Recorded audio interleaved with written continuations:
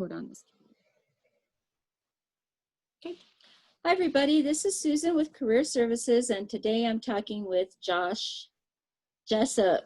Hi, Josh. How are you doing, and where are you at today? Hello, Susan. I am currently at my parents' house in Corvallis, Montana. I'm south of Missoula by about an hour. Oh, okay. And the weather decent up there today? Yeah, it's getting really, really nice. I'm enjoying the sun, starting to anyway. Yeah, it looks like it's coming in your window there. So Oh, yeah. we have a little bit of sun today too. Yesterday, though, it was rainy and a little cold. So yeah, it's nice to have something where we can get outside, a little Oh, warm yeah. temperatures for sure. So tell me, Josh, how have you been doing since the COVID-19 restrictions? How did that affect you back in 2007? Initially it was really, really hard just because it was my senior year of track and it kind of got taken away from me under my feet. And so for, a little bit after finding out that information that all sports would be stalled and this was sort of my last chance to do what I love, it was hard initially, but slowly I began to accept the idea that it is what you make it. It is, how do I answer this? How you perceive what's going on is how you're going to perceive it. If you can look at the positives, that's great. If you focus on the negatives, then it might be hard. And lately I've been focusing on the positives. Okay, good.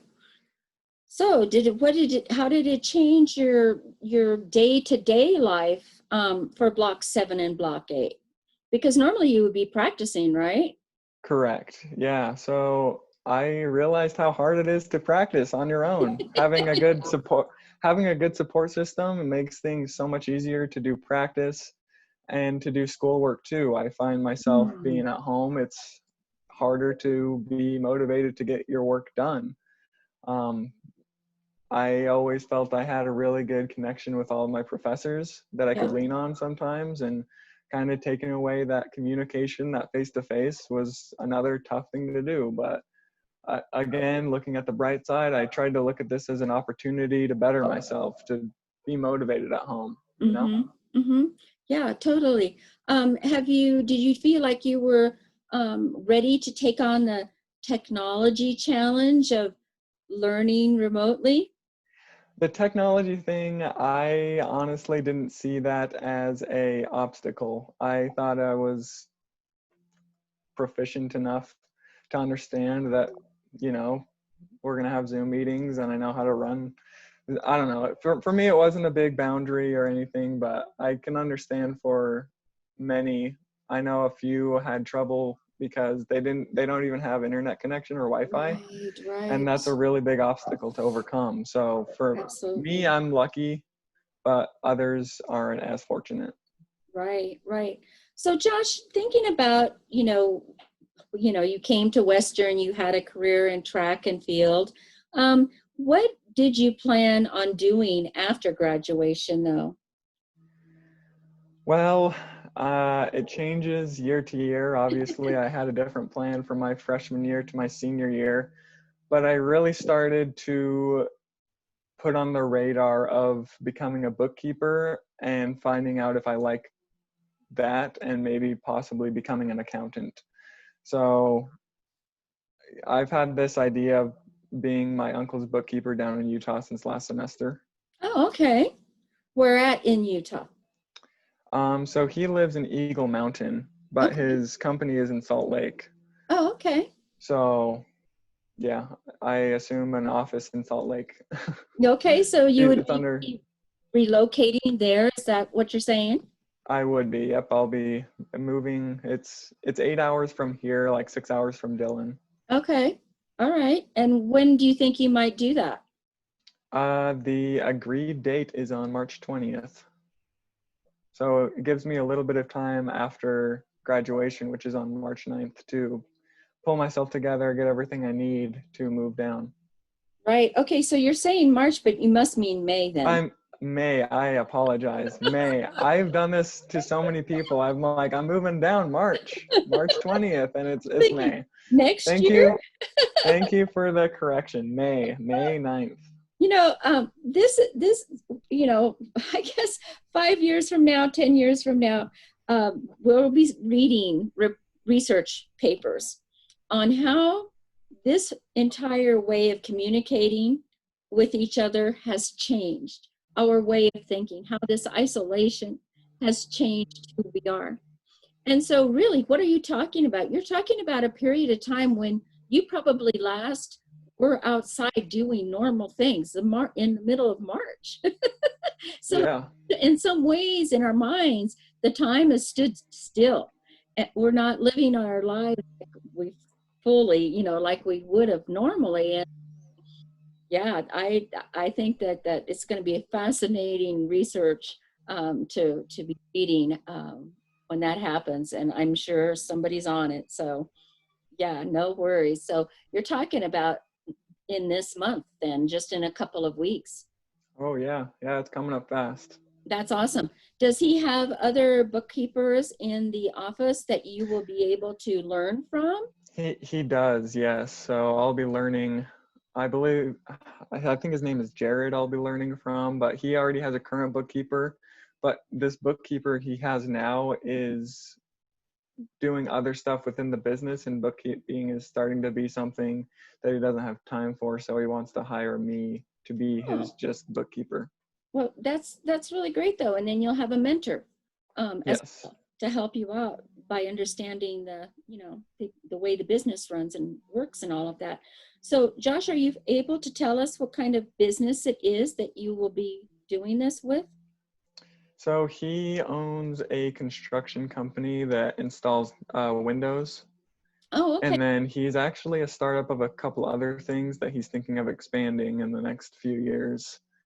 Um, I wish I could go into detail about what exactly it is, but I don't know. Yeah, no, that's okay. So in the construction business, yeah, there's a lot of different things that you could be doing, and it sounds like you probably will be busy, with Yes. payroll and with, supply purchases and things like that. And it sounds like it would be a very interesting position as well. Oh yeah. Yeah, I'm excited. I know that I have good relationships with him already and his kids. So I look forward to hanging out with them. But the other thing that I think that I really wanted from this job that I'm going to be getting is to just grow a little bit and learn some things. I don't plan on being a bookkeeper the rest of my life, but if I can take that experience and move on to better my career, that's what I'm hoping for. Yeah, absolutely. Absolutely. Most people out of college are starting in entry level positions. Yeah. Just because they're still young, they need to get experience. And most importantly, they need to get experience in the skills or the subjects, the academia that they have just studied. And that only comes afterwards, right? So Yeah. definitely. So that sounds really, really great. So are you apartment hunting then for? I am, yeah. I'm looking for apartments down in Utah. I already have a roommate planned out with me, but yep, definitely looking for a place to live. Oh, that sounds really great, Josh, and it is really exciting. I'm really happy that you were able to put that all together.